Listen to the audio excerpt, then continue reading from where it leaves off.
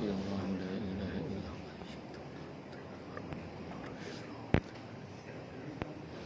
Assalamualaikum warahmatullahi wabarakatuh.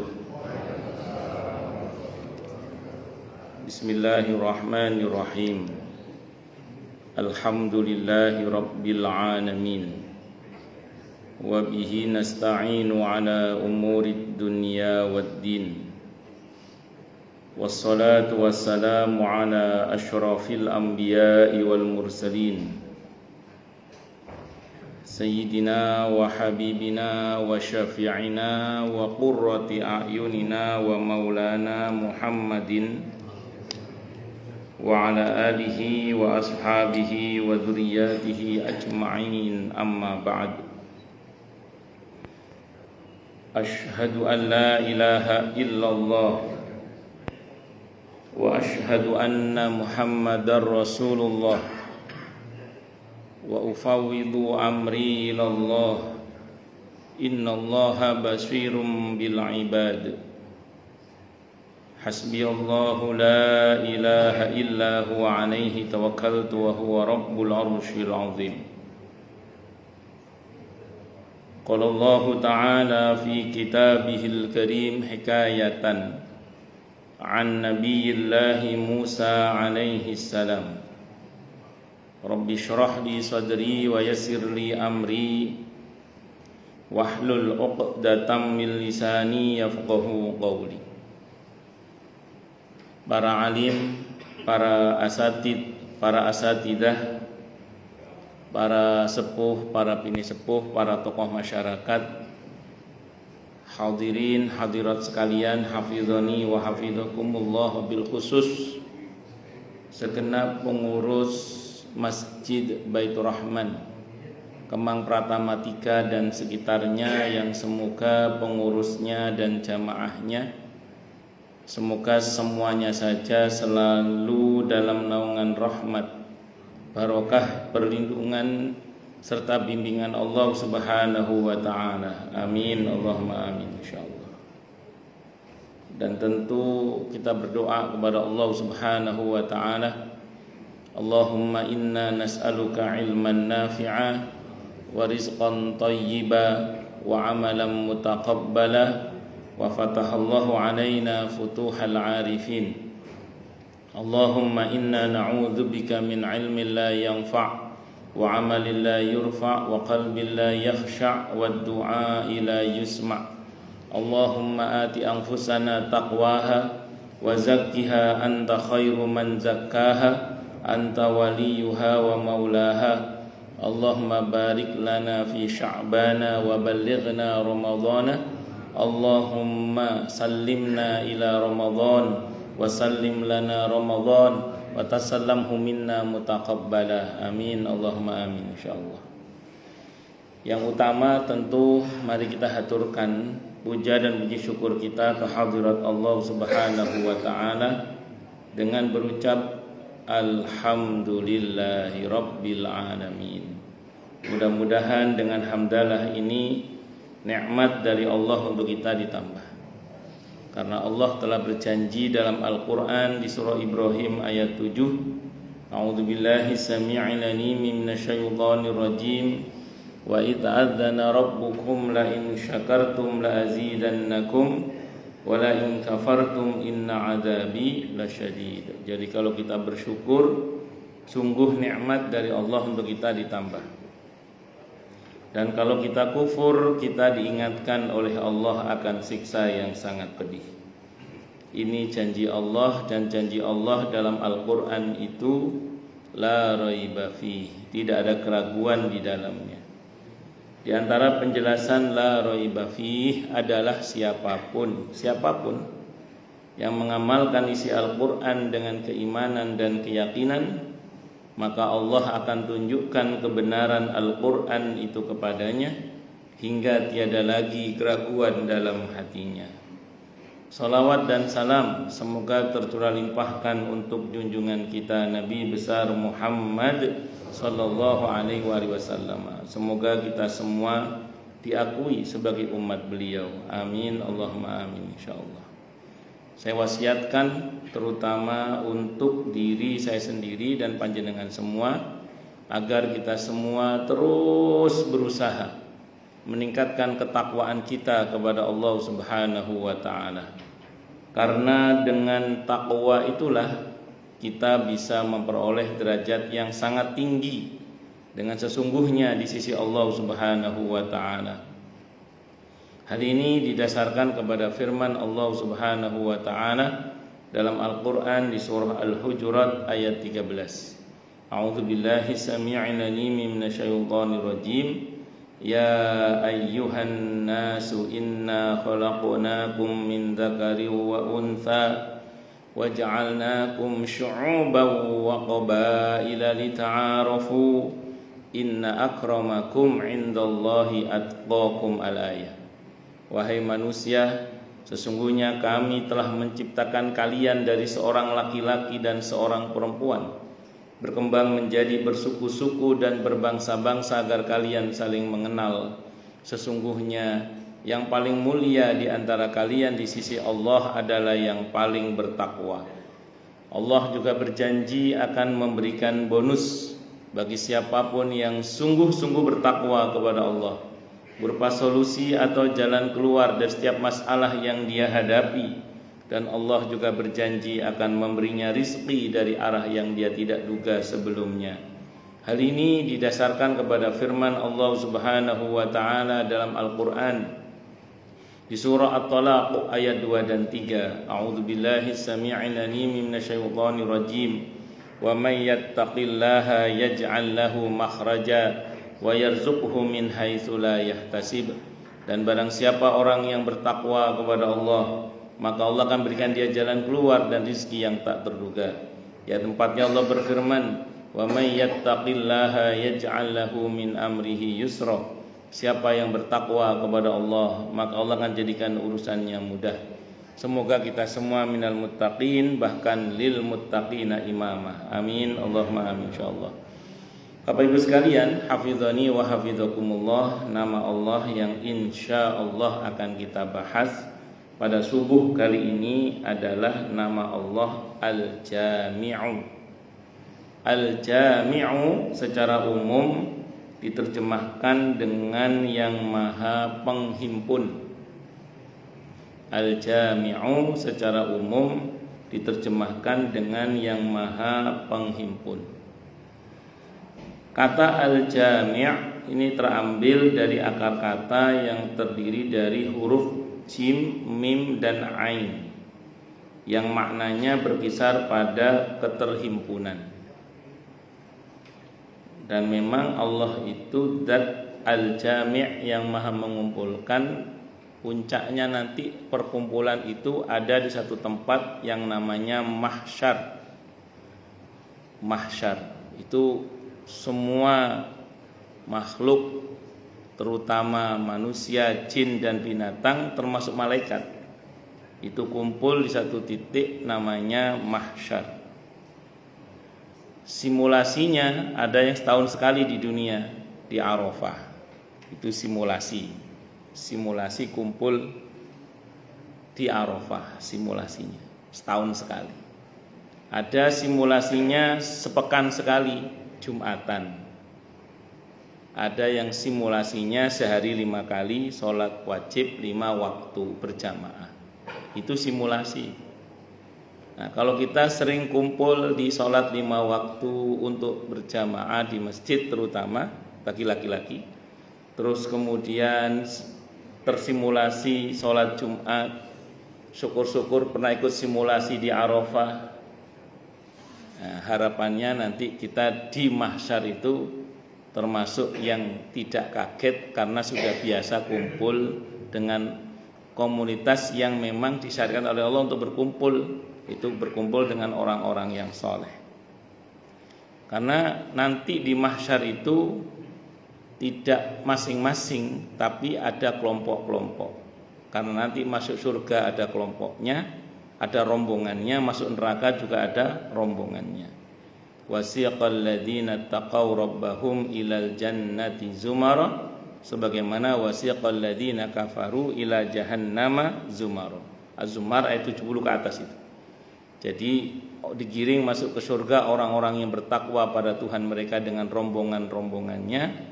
Digiring pula ke neraka orang-orang yang kafir itu juga dengan rombongan-rombongannya. Ya, semoga kita termasuk rombongan orang yang bertakwa. Amin. Allahumma amin. Jadi di dunia ini kita sudah disimulasi. Sebenarnya untuk perjalanan selanjutnya itu kita sudah disimulasi oleh Allah di dunia ini. Tadi saya contohkan perkumpulannya, termasuk juga simulasi yang hari ini dilakukan oleh DKM Masjid Baitur Rahman dan jamaah Masjid Baitur Rahman dalam bentuk berbagi. Ini kan konteksnya melepas. Kita belajar untuk melepas apa yang selama ini melekat kepada kita. Ini kita sebenarnya disimulasi oleh Allah untuk belajar melepaskan apapun yang melekat pada kita di dunia ini, karena pada prinsipnya semua akan berpisah. Karena prinsipnya kan inna lillahi wa inna ilaihi rajiun. Kalau kita sudah terbiasa melepaskan, nanti puncaknya saat sakaratul maut, ketika kita melepaskan semuanya yang berkaitan dengan atribut duniawi kita, termasuk keluarga kita, itu kita sudah terbiasa punya mental melepaskan. Karena kita mau atau tidak mau, suka atau tidak suka, harus lanjut ke alam berikutnya, namanya alam barzah. Jangan sampai pas sakaratul maut kita tidak punya kerelaan melepaskan sehingga tidak ridho dengan keputusan Allah. Jangan sampai seperti itu. Karena kalau kita tidak ridho, maka apa yang akan Allah serukan kepada kita? Sementara kalau kita ridho, seruannya jelas ada di surah Al-Fajr ayat 27 dan seterusnya itu. Ya ayyatuhan nafsul mutmainnah irji'i ila rabbiki radiyatan mardiyah. Hei jiwa yang tenang, kembalilah kamu kepada Tuhanmu dengan ridho dan diridhoi. Nah, jadi dia dengan senang hati mau keluar dari badannya untuk meninggalkan seluruh atribut duniawinya di dunia ini, termasuk meninggalkan harta dan keluarganya. Dan itu tidak mudah. Makanya disimulasi dari sekarang untuk sedekah, infak, zakat dan lain sebagainya. Itu merupakan bagian dari simulasi dari Allah untuk kita. Supaya kita nanti di hari-harinya di mana hal itu dibutuhkan, mental kita sudah siap karena sudah terbiasa melepaskan itu. Itu seperti itu. Nah, para jamaah sekalian, hafizani wa hafizakumullah. Dalam Al-Quran kata jami' itu terulang 3 kali. 2 menjadi sifat Allah. Yang pertama ada di surah Ali Imran ayat 9 itu. Rabbana innaka jami'un nasi liyaumil la raiba fih innallaha la yukhliful mi'ad. Rabbana wahai Rabb kami, wahai Tuhan kami, innaka sungguhnya engkau adalah jami'un nasi. Jami'un nas, zat yang mengumpulkan seluruh manusia.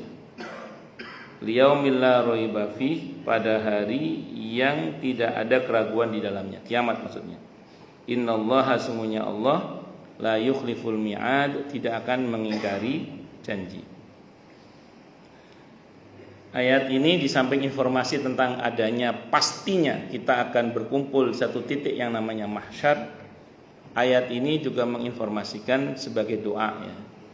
Doa. Jadi ini biasanya dipakai ruqyah untuk tempat yang kita mau ada acara. Jadi kalau jenengan mau hajatan atau mau ada acara yang di tempat itu, jenengan berharap orang kumpul di situ banyak. Nah, ini ruqyahnya, doanya ini diantaranya. Rabbana innaka jami'un nasi liyaumil la raiba fih innallaha la yukhliful mi'ad. Tolong ya Allah gerakkan hati orang untuk kumpul di sini sehingga banyak yang datang untuk di acara kita misalnya. Ini bisa dibaca untuk ayat-ayat kampanye, boleh lah. Bercanda. Tapi saya serius, ini doa biasanya dipakai oleh para ulama untuk meruqyah tempat supaya banyak orang yang datang. Rabbana innaka jami'un nasi liyaumil la raiba fih innallaha la yukhliful mi'ad. Karena para ulama punya prinsip khudz ma syi'ta minal qur'ani lima syi'ta. Ambillah dari Al-Qur'an itu pada bagian manapun yang kamu mau, untuk apapun yang kamu mau. Itu kata para ulama. Pun terlepas dari itu, kita kembali lagi pada makna ayat ini, di mana berkumpulnya kita di mahsyar itu adalah sebuah kepastian yang pasti. Sebenarnya saat kalau kita urut rinciannya ya, kan kita sekarang tinggal di satu tempat namanya ardun bumi. Di tempat kita ini namanya ardun bumi.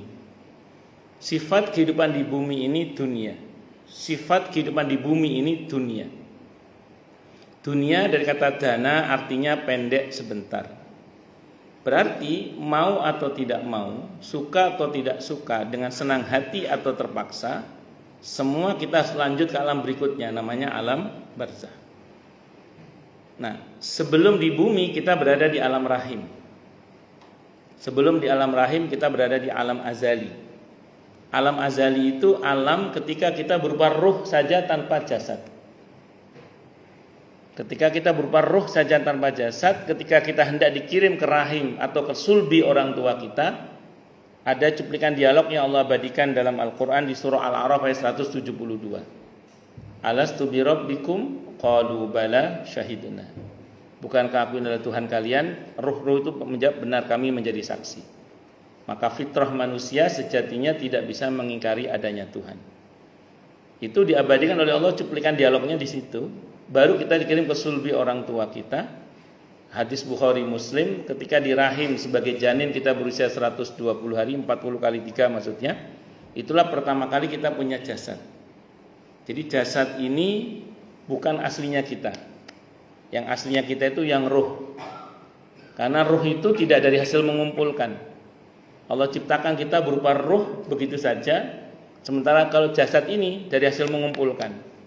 Yang aslinya kita yang tidak dari hasil mengumpulkan. Yang aslinya kita yang ruh itu. Kalau ini kan dari hasil mengumpulkan. Dari ongol-ongol, dari jengkol, dari apa lagi? Dari toge, dari duren, dari macam-macam. Ini semua. Nah, sementara ruh masuk ke jasad, itulah pertama kali kita punya jasad. Yang jasad itu kita pakai sampai sekarang ini. Kita pakai sampai sekarang. Dan jasad ini dibentuk oleh Allah berdasar informasi genetika kedua orang tua kita. Kalau orang biologi menyebutnya dengan 23 kromosom ayah, 23 kromosom ibu. Katanya, saya bukan ahlinya, saya cuma baca aja ini. Nah, singkat kata, singkat cerita, jadilah kita yang badan itu kita pakai sampai sekarang ini. Ini kita pakai sampai sekarang ini. Nah, setelah ini, setelah bumi ini, setelah dunia ini, mau atau tidak mau, suka atau tidak suka, dengan senang hati atau terpaksa, kita harus lanjut ke alam berikutnya. Namanya alam barzah. Yang lanjut ke alam barzah, ruh. Jasad diparkir di kuburan. Jadi jasad diparkir di kuburan. Sementara ruh lanjut ke alam barzah. Hidup. Tapi mati Ustaz jasadnya. Ruhnya hidup. Di mana kita tahu? Allah yang bilang dalam Al-Quran. Di surah Al-Mu'minun. Ayat 99 sampai dengan 100 itu. Hatta idza jaa ahadahumul mautu qala rabbirji'un la'alli a'malu salihan fima taraktu kalla innaha kalimatun huwa qailuha wa min waraihim barzakhun ila yaumi yub'atsun. Hingga ketika telah datang kematian kepada salah seorang di antara mereka, yang mati itu ngomong. Loh, katanya mati kok ngomong? Ya berarti enggak mati. Tapi kata Qur'annya mati. Iya mati, jasadnya. Kok ngomong? Ruhnya. Apa kata ruhnya? Rabbirji'un, wahai Tuhanku, kembalikan aku ke dunia lagi. Untuk apa? La'alli a'malu salihan fima taraktu, agar aku bisa berbuat baik yang dulu aku tinggalkan. Jadi orang itu ketika mati nyesel, pengen balik ke dunia, ingin berbuat sesuatu yang dulu dia mampu tapi tidak mampu. Kalau tidak mampu tidak menyesal, karena la yukallifullahu nafsan illa usaha. Allah tidak akan bebani orang itu di luar kemampuannya. Tapi kalau dia mampu tidak mau, nyesel itu. Kata Allah apa? Kalla, ndak boleh, kata Allah. Kalla, ndak boleh. Kalau boleh pulang semua itu. Kalau boleh pulang semua. Kata Allah, kalla, ndak boleh. Innaha kalimatun huwa qailuha. Ucapan seperti itu pasti diucapkannya. Tapi penyesalan setelah mati itu penyesalan yang percuma tak berguna. Wa mi waraihim barzakh, dan di hadapan mereka ada barzah, dinding yang kokoh. hingga pada hari di mana mereka dibangkitkan kembali oleh Allah Subhanahu wa taala. Nah, jadi saya ulang ya, mau atau tidak mau, suka atau tidak suka, dengan senang hati atau terpaksa, semua kita harus lanjut ke alam berikutnya. Dan memang bumi ini bukan tempat tinggal. Bumi ini tempat meninggal. Dan memang kita bukan penduduk bumi. Kita ini penduduk akhirat yang masih tinggal di bumi kita ini. Jadi kita ini bukan penduduk bumi, bukan. Kita ini penduduk akhirat yang masih tinggal di bumi. Nah, kalau kita paham ini, maka kita tidak akan pernah menjadikan dunia sebagai tujuan. Karena siapapun yang menjadikan dunia sebagai tujuan, dia pasti tertipu. Pasti tertipu. Al-Hadid ayat 20. Wa mal hayatud dunya illa mata'ul ghurur. Dan tiadalah kehidupan dunia ini kecuali kesenangan yang menipu. Dunia ini kesenangan yang menipu. Contoh yang paling sederhana saja bahwa dunia itu menipu. Ini yang paling sederhana ini. Gula itu manis. Kalau kebanyakan gula, ya bisa kencing manis misalnya. Kacang itu ya enak. Nonton bola itu sambil ngemil kacang habis 2 kilo nggak terasa misalnya. Ya kalau 2 kilo sendiri ya insya Allah asam uratnya insya Allah.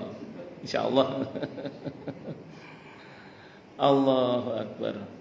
Nah terus kemudian apalagi sate kambing. Sate kambing itu enak sate kambing itu. Tapi kalau sendiri habis 100 tusuk ya insya Allah. Nah ini contoh aja. Contoh apa? Contoh sederhana bahwa dunia itu menipu. Nikmatnya banyak yang menipu gitu maksudnya. Kalau contoh yang lebih tinggi lagi, puncaknya itu nanti ketika nyawa di sini, di situ orang-orang yang menjadikan dunia sebagai tujuan, dia merasa betul-betul tertipu. Allah gambarkan tentang kematian orang-orang munafik di surah Al-Munafikun ayat 10 itu. Begitu nyawa sampai sini, apa ngomongnya? Laula akhartani ila ajalin qarib fa asaddaqa wa akum minas salihin. Ya Allah, andaikan kematian saya bisa ditunda sebentar saja, saya mau sedekah dan menjadi hamba-Mu yang saleh. Ibadah itu banyak sebenarnya. Tapi kenapa yang disebut itu kok sedekah? Coba.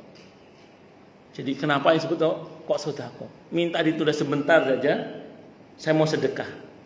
Kenapa kok enggak saya mau sholat, saya mau umroh, saya mau. Tapi ngomongnya minta ditunda sebentar mau sedekah. Di antara penjelasan atau tadabbur yang bisa kita ambil dari ayatnya artinya apa? Orang munafik itu kan semasa kehidupannya dia betul-betul alhaakumut takatsur. Dia itu larut dalam kelalaian akan banyaknya harta. Jadi harta itu melalaikan kehidupannya. Harta itu telah menipu dirinya. Sehingga dia semasa hidupnya itu boleh dikata tidak banyak berbuat kebaikan dengan hartanya untuk mendapatkan ridho Allah itu. Sehingga begitu sampai di sini dia nyesel karenanya dia mengajukan permohonan untuk sedekah itu. Itu satu dulu. Yang kedua, semua kita, setiap kita bahkan itu berharap mati dalam keadaan husnul khotimah, syahid di jalan Allah. Semua kita, setiap kita berharap mati dalam keadaan sedang beribadah kepada Allah yang Allah ridhoi. Masalahnya gini, gak semua orang wafat sedang sholat, gak semua orang wafat sedang taklim, gak semua orang wafat sedang saum, gak semua orang wafat sedang ihram, gak semua orang wafat sedang baca Al-Quran. Padahal setiap kita pengen wafat dalam keadaan seperti itu. Maka salah satu yang paling kita harapkan saat kita mati itu apa? Ketika kita mati di atas ranjang kita itu, kita berharap masjid yang pernah kita bantu itu lagi dipakai sholat. Sehingga kita mati dalam keadaan terstatuskan seperti orang yang sedang mendapatkan pahala sekian banyak orang yang sholat di masjid yang pernah kita bantu itu. Jadi mungkin seseorang mati di atas ranjangnya mungkin. Tapi ketika dia mati di atas ranjangnya itu masjid yang pernah dia bantu itu lagi dipakai sholat, sehingga dia dapat pahala yang sama dengan sekian banyak orang yang sholat di masjid itu. Dalilnya An-Nisa ayat 85 may yashfa' syafa'atan hasanatan yakul lahu nasibum minha. Siapa yang memberikan pertolongan yang baik, maka dia akan dapat pahala yang sama dengan pertolongan tersebut atau yang ditolong tersebut. Mungkin dia mati di atas ranjangnya, mungkin kita mati di atas ranjang kita. Tapi anak-anak santri yang pernah kita bantu pengadaan Al-Qur'annya, dia lagi murojaah hafalan Qur'annya misalnya. Dia lagi murojaah hafalan Qur'annya dia. Bayangkan kita mati di atas ranjang kita, anak-anak yang pernah kita bantu itu lagi murojaah hafalan Qur'annya atau lagi menyampaikan ilmunya. Tampaknya saja kita mati di atas ranjang kita, tapi tanpa kita sadari itu nilai kebaikan yang sama pada anak-anak santri itu, kita dapat bagian pahala yang sama dengan mereka karena kita bantu mereka. Dan kebayang nggak orang munafik ini mati dalam gambaran ayat itu, mati dalam keadaan semua itu udah ada. Padahal dia berharta, tapi dia tidak dapat bagian pahala satupun saat kematian sampai dia negosiasi pengen sedekah. Berarti apa ini? Ini saking polidenya pakai dal. Saking polidenya itu pakai dal. Ya mosok pas mati itu tidak ada satupun masjid yang sedang dipakai untuk kebaikan, untuk yang pahalanya dia dapat bagian di situ. Padahal masjid sekian banyak, mosok gak ono sing tahu dibantu. Sekian banyak santri bisa dibantu kok dia nggak pernah bantu, padahal duitnya banyak. Sekian banyak amal soleh ladang kebaikan yang bisa dia lakukan, tapi tidak dia ambil di situ. Pas mati tidak ada satupun kebaikan yang sedang terjadi untuk dia. Berarti kebayang saking polidenya pakai dal itu. Yes. Gak metu blas duwe kanggo untuk kebaikan model gitu. Akhirnya negosiasi Rabbirji'un. Tapi di ayat 11 Allah tegaskan di ayat 11-nya itu bahwa kematian itu tidak bisa ditunda walaupun cuma sesaat. Tidak boleh ditunda walaupun cuma sesaat. Artinya mau tidak mau dia harus mati.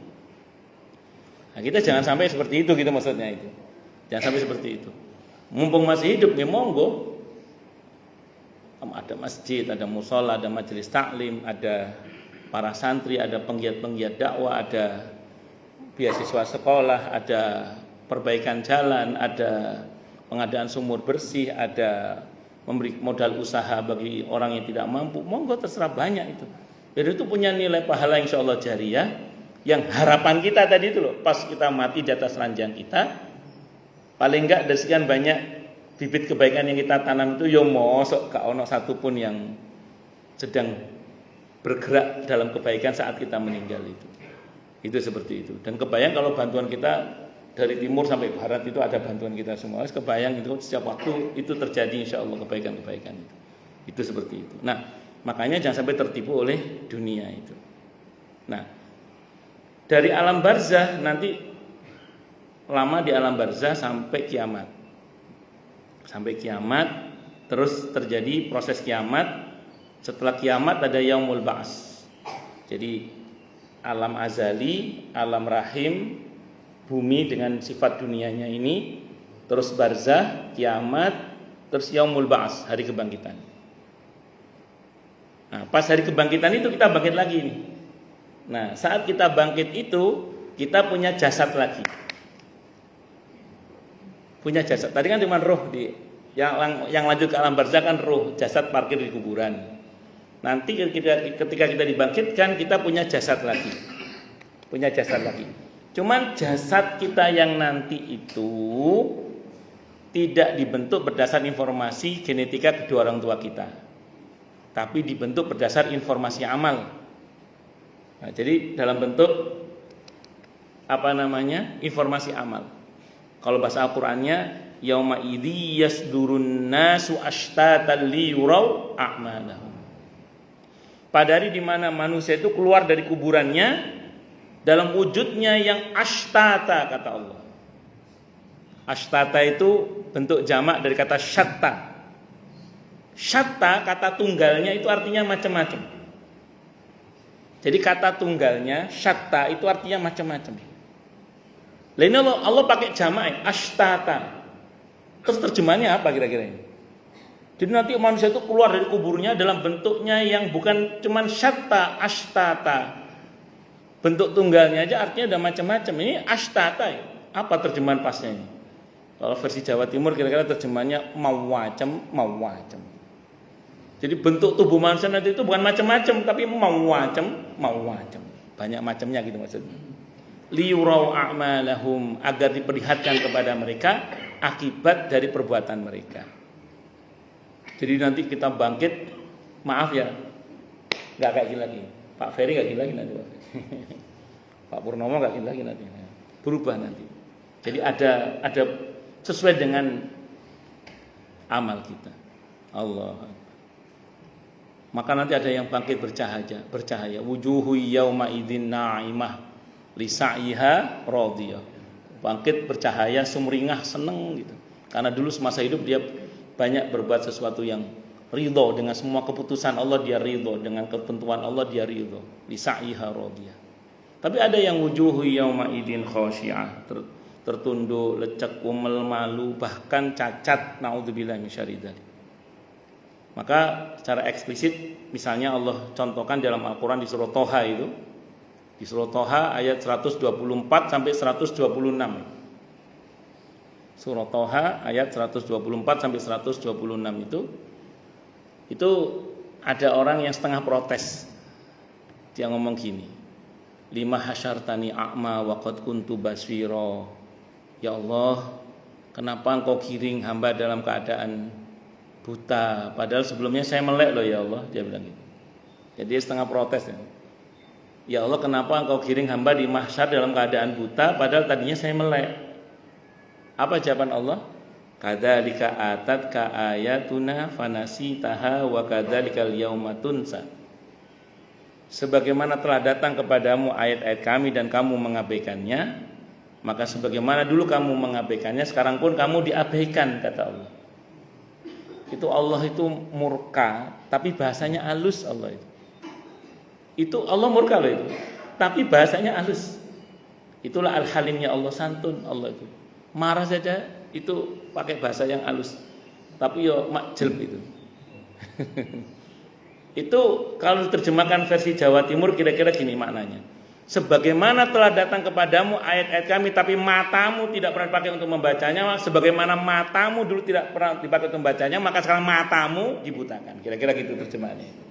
Itu kalau versi Jawa Timur, biar lebih cetha ya, biar lebih jelas. Itu maksudnya itu gitu maksudnya itu, kira-kira gitu. Nah, paham gak? Nah, itu maksud saya. Makanya monggo itu kembali pada kita. Waduh, Ustaz, kita ini pasti ada banyak kekurangan. Bersyukurlah pada Allah, ada taubat, ada istighfar, ada amalan-amalan sunnah yang dengannya insya Allah yang kurang-kurang dari kita insya Allah ditutup, insya Allah dicukupi oleh Allah. Semoga kita bangkit bercahaya. Amin. Allahumma amin. Maka terus dikumpulkan di mahsyar. Setelah yaumul ba'ats kumpul di mahsyar. Nah, dalam hadis riwayat Ahmad, Abi Dawud, Ibnu Majah, kata Imam Al-Qurtubi hadisnya sahih dari semua jalur periwayatannya. Nanti manusia dibangkitkan dalam keadaan lapar, dahaga, tidak berbusana, tidak beralas kaki.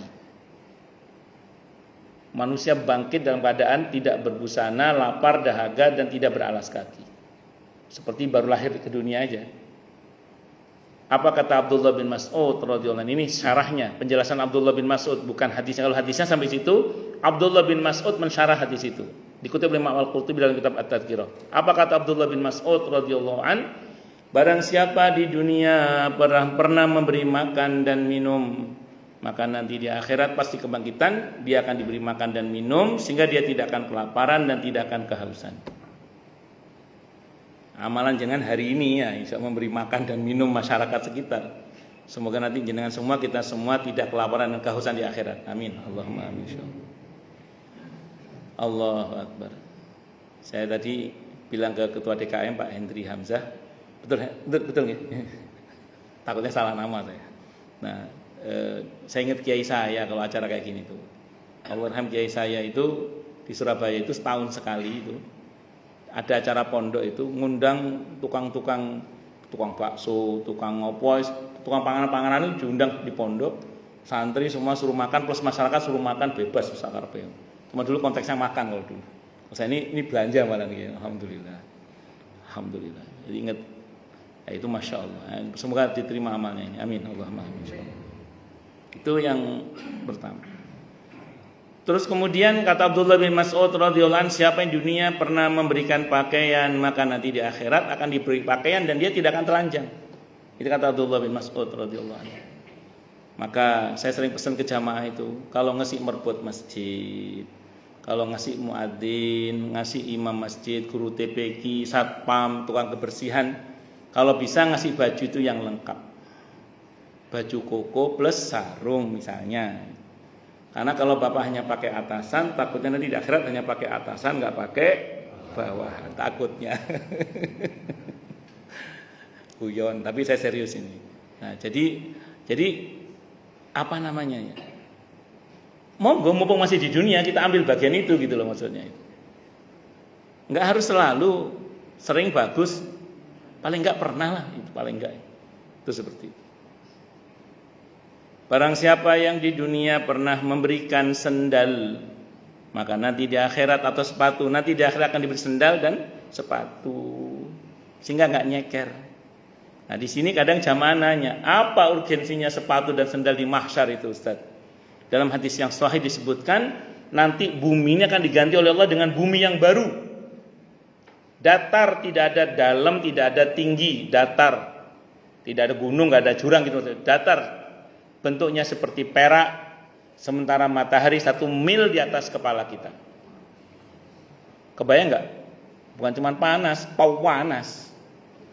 Bukan cuma panas sama pawanas. Non sewu nggih. Ini yang pernah miskin pasti tahu.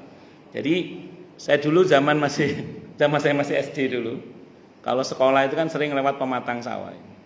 Lewat pematang sawah. Itu kalau lewat pematang sawah itu sepatu itu kita cengkewing, kita cangking gitu sepatu itu, karena takut keblasuk kan pakai kotor.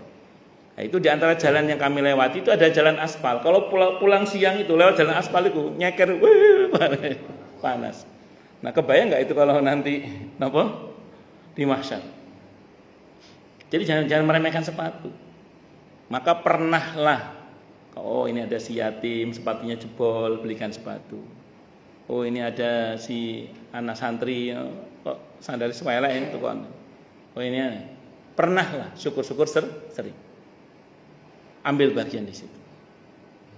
Kata Abdullah bin Mas'ud radhiyallahu anhu, siapa yang di dunia pernah ngasih tumpangan kendaraan, apalagi ngasih kendaraannya, maka nanti di akhirat dia akan diberi kendaraan sehingga dia tidak akan jalan kaki. Di sini ada orang nanya lagi, apa urgensinya kendaraan nanti di mahsyar itu Ustaz? Maka jawabannya, setiap kita nanti akan dibangkitkan di mana kita dimakamkan. Kalau bahasa Al-Qur'annya, minha khalaqnakum wa fiha nu'idukum wa minha nukhrijukum taratan ukhra.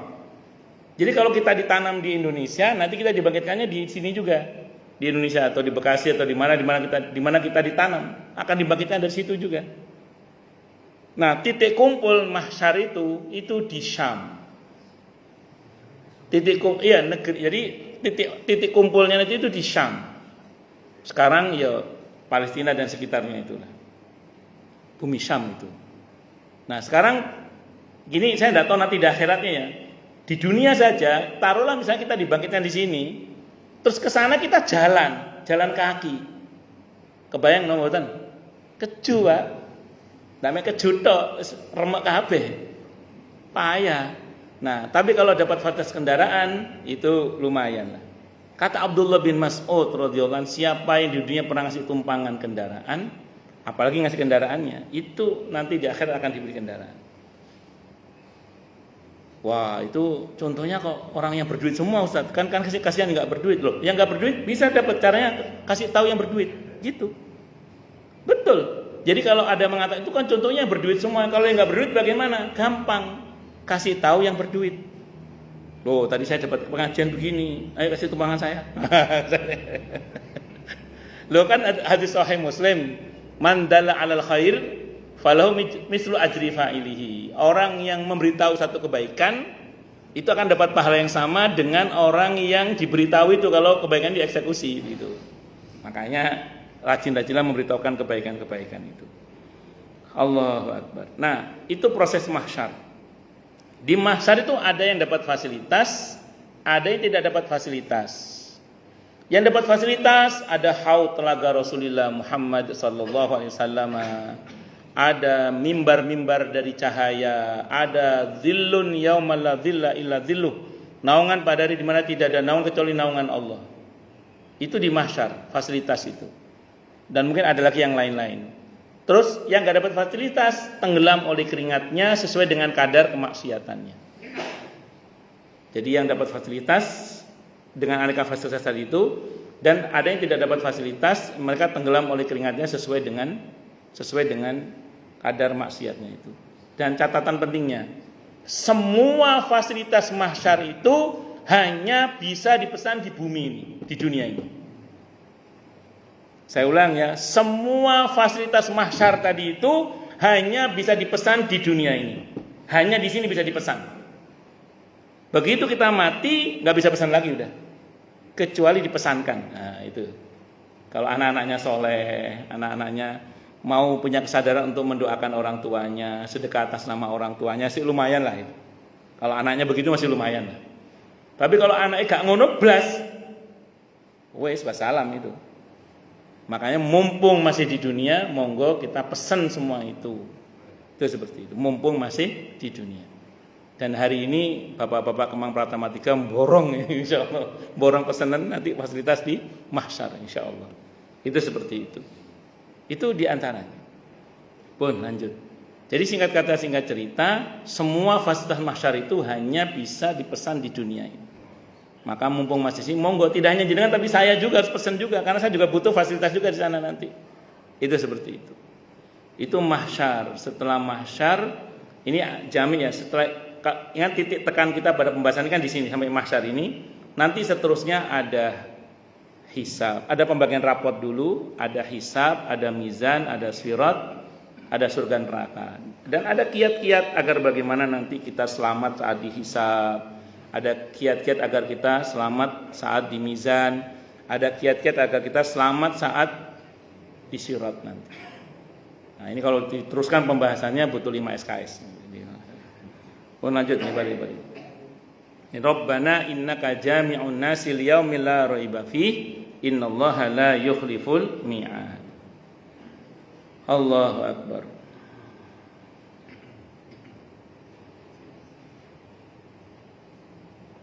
Terus kemudian sebagai al-jami', Allah adalah yang akan menghimpun manusia nanti di akhirat, terutama di surah Al-Waqiah ayat 49 sampai 50 itu. Qul innal awwalina wal akhirin lamajmu'una ila miqati yaumin ma'lum.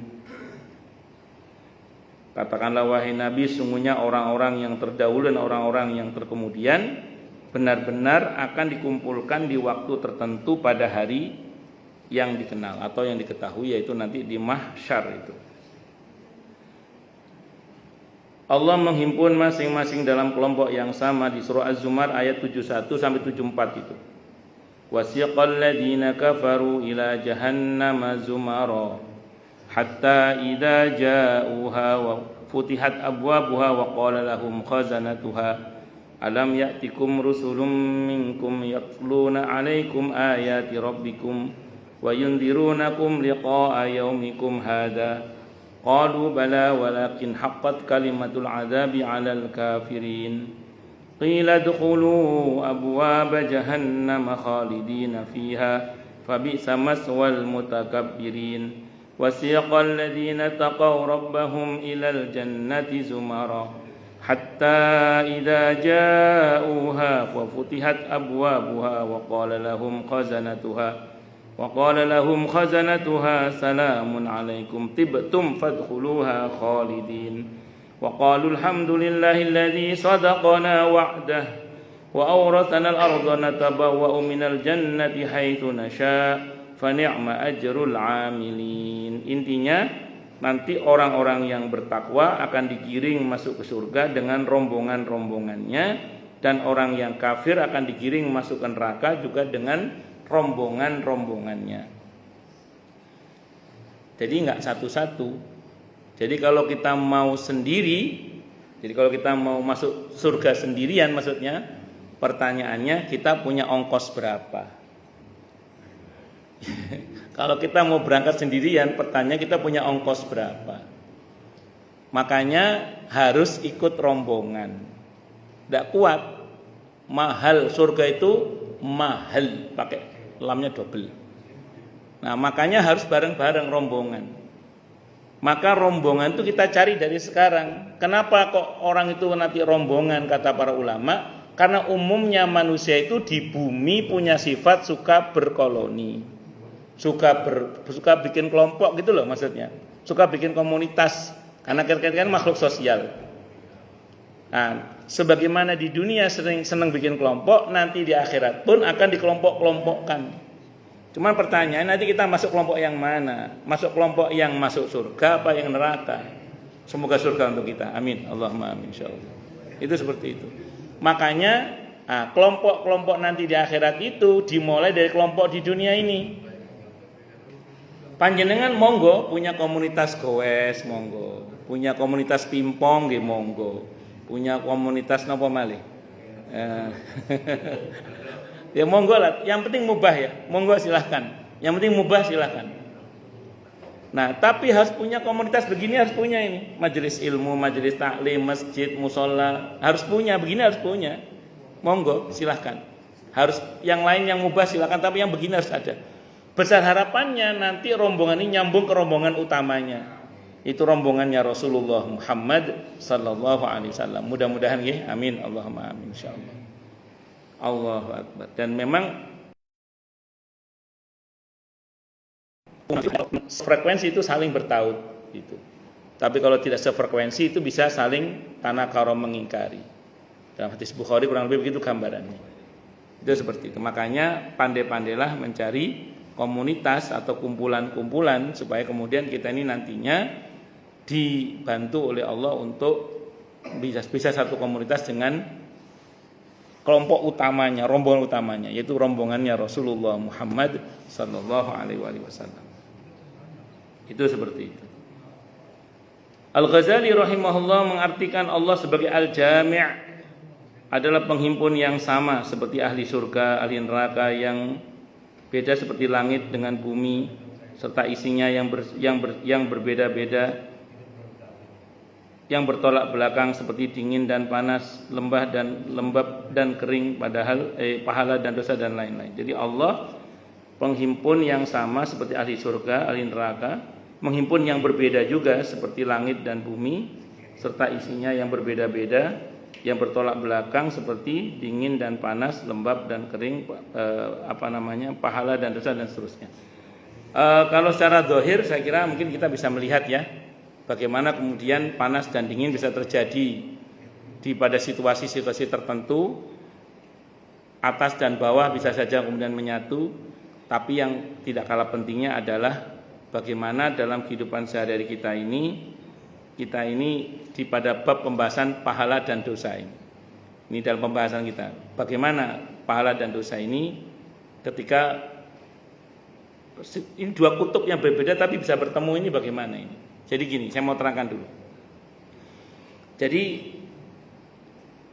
ada kiat dari Nabi kita Muhammad SAW ketika Abi Dzar Al-Ghifari radhiyallahu an bertanya kepada Rasulullah Muhammad SAW, "Ya Rasulullah, 'allimni 'amalan yuqarribuni ilal jannah wa yuba'iduni minan nar." Wahai Rasulullah, ajari saya satu amalan yang membuat saya dekat dengan surga, jauh dari neraka. Kata Nabi begini, "Idza 'amilta sayyi'atan fa'atbi'ha hasanatan." Kalau engkau berbuat yang enggak baik, segera susul dengan kebaikan. Di hadis yang lain, "Tamhuha," agar kebaikan itu menghapus keburukan tersebut. Beliau bertanya, "Aqaulu la ilaha illallah min hasanatin?" Apakah ucapan la ilaha illallah termasuk kebaikan? Qala, Nabi bersabda, "Na'am, iya. Bal huwa ahsanul hasanat," bahkan dia adalah kebaikan yang paling baik. Maksudnya apa? Kita ini kan tempatnya salah dan lupa. Dan kita ini pasti entah sengaja atau tidak pernah, mungkin sedang dan akan berbuat dosa. Maka jangan biarkan dosa itu larut sendiri. Harus segera datangkan kebaikan untuk menghilangkannya. Karena di surah Hud ayat 114 Allah berfirman, innal hasanati yudhibnas sayyi'at dzalika dzikra lidzakirin.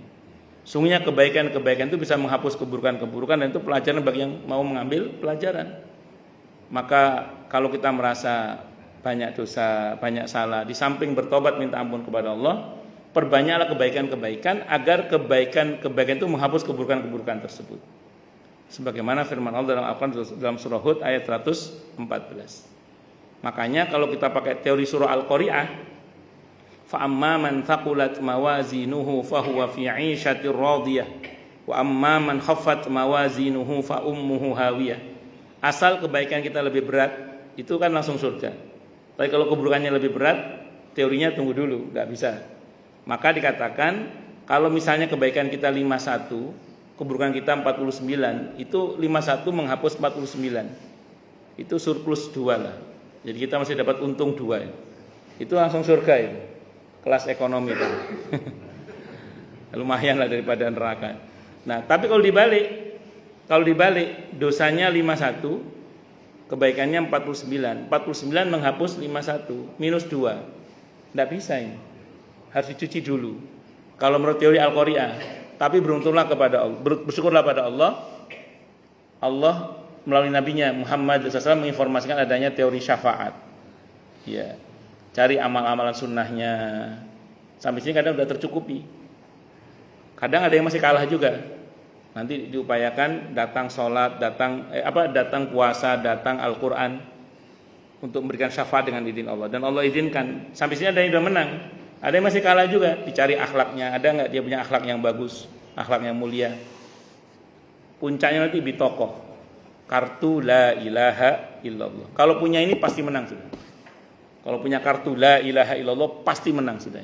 Kalau punya ini, yang ada dalam kumpulan Sahih Hadits Qudsi dari situ semua bisa dibaca tentang teori syafaat. Makanya kita harus punya kartu bitokoh itu la ilaha illallah itu. Dengan la ilaha illallah tidak hanya kita ucapkan di lisan tapi di hati, dan kita upayakan diterjemahkan dalam kehidupan sehari-hari kita. Saya kira ini yang bisa saya sampaikan, semoga bermanfaat. Baik, silakan yang mau tanya, protes, marah boleh silakan. Masalah itu masalah yang boleh. Nggih, monggo Pak Singgih. Nggih.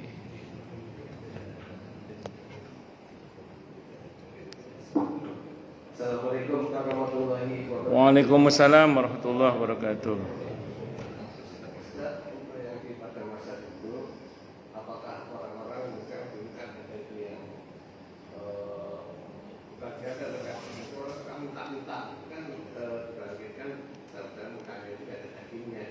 Okay. Lalu yang kedua, masalah itu sudah dibaca karena sudah tahu dari ayat-ayat tapi tidak dibaca dari Dan yang kedua, saya bertanya itu yang anak orang-orang yang di dunia itu yang pertama mungkin buta, dan orang yang tuli, kemudian anak yang berkebutuhan khusus gitu ya, Down syndrome, terus autis, terus apa bisa mereka jadi normal lagi atau bagaimana gitu? Bagus. Wassalamualaikum warahmatullahi wabarakatuh. Waalaikumsalam warahmatullahi wabarakatuh. Yang pertama betul. Nanti ada beberapa riwayat yang menyebutkan orang yang menjadikan meminta sebagai kebiasaan atau profesi. Saya mau kasih tahu dulu ya, meminta bukan tidak boleh ya. Meminta itu boleh. Tapi kalau jadi kebiasaan, apalagi jadi profesi, itu yang terlarang. Nabi pernah minta. Dalam hadis Sahih Bukhari, ketika sahabat yang meruqyah kepala suku dengan suratul Fatihah mendapat hadiah kambing itu, Nabi bilang 1 buat saya ya, kata Nabi. Boleh, minta itu boleh. Yang enggak boleh itu kalau minta jadi kebiasaan. Apalagi jadi profesi, itu yang tidak boleh. Itu seperti itu.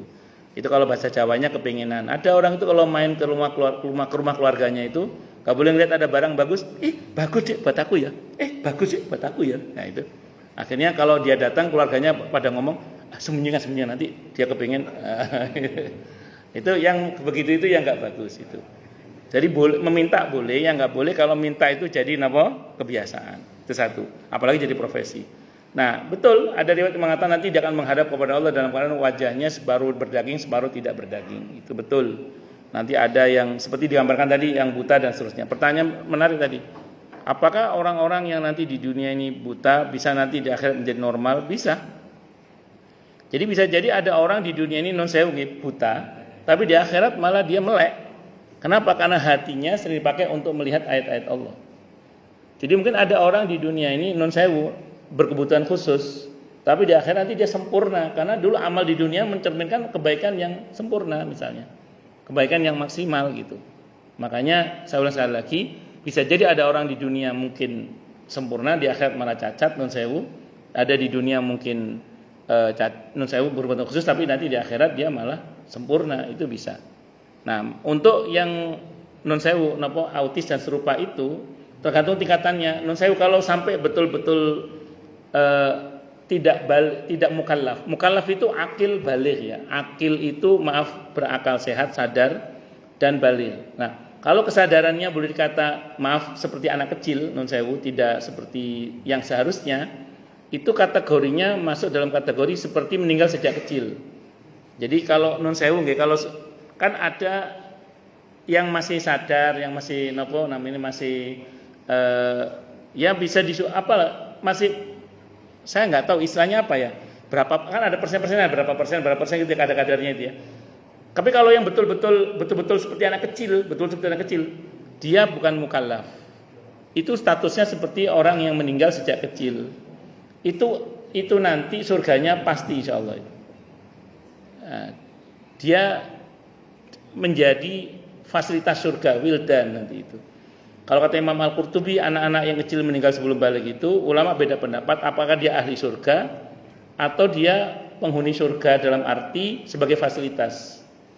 Nah, yang saya tahu, yang saya pahami dalam kitab At-Tadhkirah itu, nanti mereka menjadi anak-anak kecil yang ada di surga untuk menghibur ahli surga, termasuk orang tuanya sendiri. Itu seperti. Jadi mereka menjadi semacam wildan kalau bahasa Al-Qur'annya di surah Al-Waqiah itu. Di surah Ar-Rahman juga itu. Jadi mereka menjadi anak-anak yang menghibur ahli surga nantinya itu. Dan mereka sempurna, tidak seperti di dunia, tapi dia sempurna dan ya anak kecil yang indah dan menyenangkan lah gitu. Saya kira itu. Wallahu a'lam bishawab. Itu yang saya pahami, Pak. Wallahu a'lam bishawab. Monggo, Pak, silakan.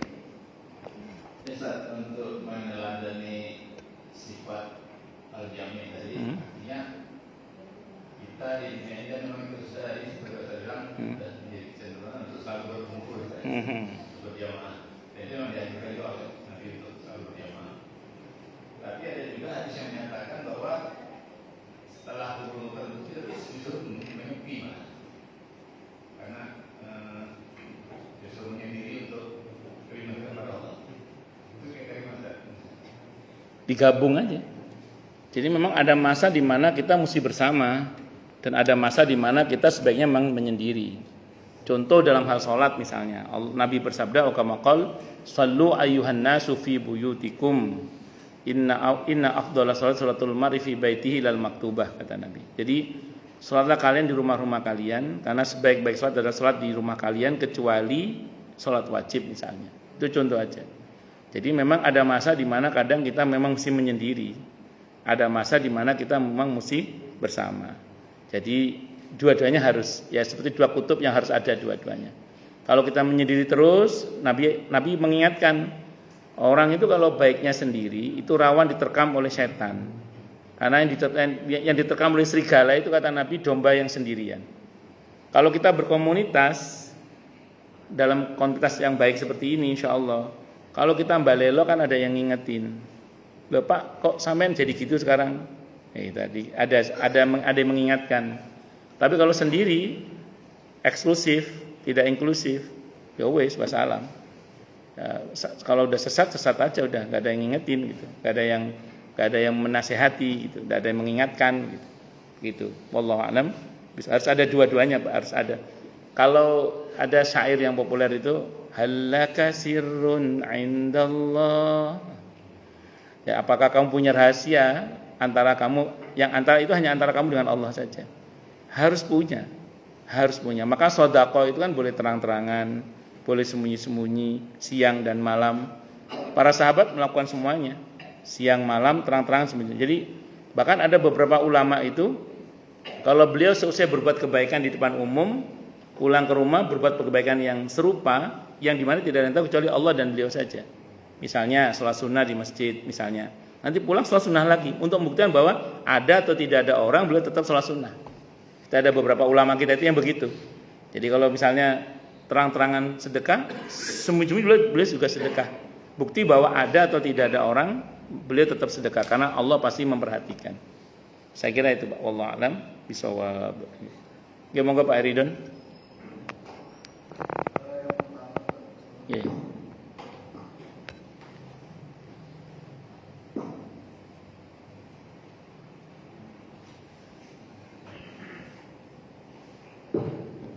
Assalamualaikum warahmatullahi wabarakatuh. Waalaikumsalam warahmatullahi wabarakatuh. Pertama itu mengenai ruh kan. Nanti kalau kita sudah meninggal, itu kan nanti kalau kita tuh ditempatkan ke dalam burung kalau masalah. Terus. Nanti dia meninggal di mana? Terus. Jalan seperti apa? Terus. Yang kedua mengenai doa kan. Ya. Doa kan ada salah satu doa yang kita mengharap bertemu dengan Rasulullah di beberapa tempat. Ya. Yang pertama sebelum sirat. Ya. Yang kedua pada saat mizan. Ya. Yang ketiga pada di Al-Kausar.